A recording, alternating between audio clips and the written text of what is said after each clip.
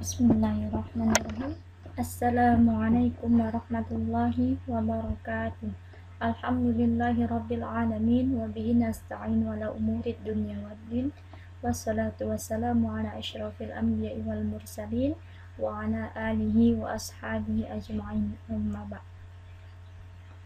Baiklah anak-anak, hari ini kita akan belajar mata pelajaran baca tulis Al-Qur'an atau BTA. Ya. Masuk ke pembahasan kita hari ini adalah tentang idgham, ya. Kalau kemarin kita sudah pernah bahas idgham bi gunnah dan bila gunnah itu terdapat dalam hukum nun sukun, maka idgham yang kita bahas pada hari ini bukan idgham bi gunnah ataupun idgham bila gunnah, ya. Jadi idgham di sini yang akan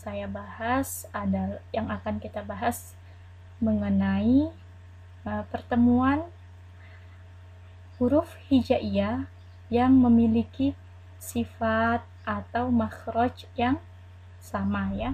Jadi kita akan membahas tentang idgham yang ini, ya. Beda dengan idgham yang terdapat dalam hukum nun sukun. Oke, saya akan menjelaskan pengertian idgham itu apa sih. Jadi idgham itu artinya berpadu atau bercampur antara dua huruf atau memasukkan satu huruf ke dalam huruf yang lain. Jadi arti idgham itu artinya berpadu atau bercampur. Ada juga yang mengatakan melebur, ya. Ada yang bilang memasukkan. Banyak pengertian tentang idgham. Nah, bacaan idgham itu harus dilafazkan dengan cara meleburkan suatu huruf kepada huruf setelahnya. Idgham itu terbagi menjadi 3. Yang pertama idgham mutamasilain, idgham mutajanisain, idgham mutaqaribain, ya. Ada 3 jenis ini. Tapi hari ini yang akan kita bahas adalah idgham mutamasilain, ya. Idgham mutamasilain. Yang pertama, ya, idgham mutamasilain. Apa itu idgham mutamasilain? Jadi idgham mutamasilain itu pertemuan antara dua huruf yang sama, ya. Pertemuan antara dua huruf yang sama, sifat dan makhrajnya, ya. Atau tempat keluarnya. Jadi apabila ada dua huruf yang sama, yang pertama sukun, yang huruf setelahnya itu berharokat, maka itu dia hukumnya idgham mutamasilain. Bagaimana cara membacanya? Cara membacanya memasukkan huruf pertama ke huruf kedua, seperti satu huruf yang ditasydidkan.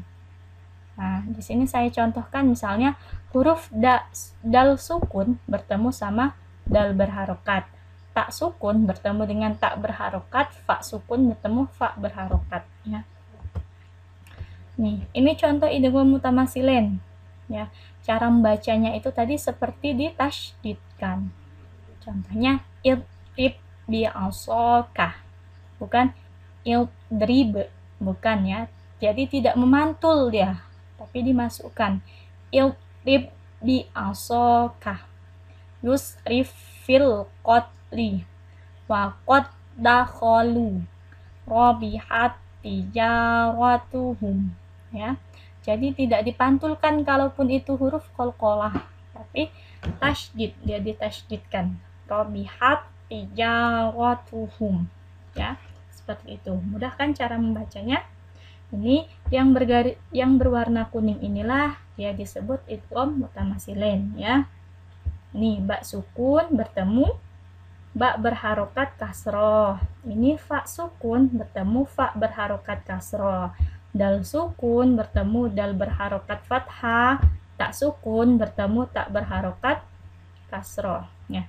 Jadi setiap huruf yang sama, ya, dal sama dal, tak sama tak, tapi yang pertamanya harus sukun. Perhatikan, ini pertamanya sukun semua kan. Nah, kalau huruf pertamanya sukun, kemudian setelahnya itu huruf yang sama yang berharokat, misalnya harokat fathah, kasroh, dhamma, itu maka dia disebut idgham mutamasilain, ya. Cara membacanya cukup ditasydidkan, ya. Oke. bukan dipantulkan ya.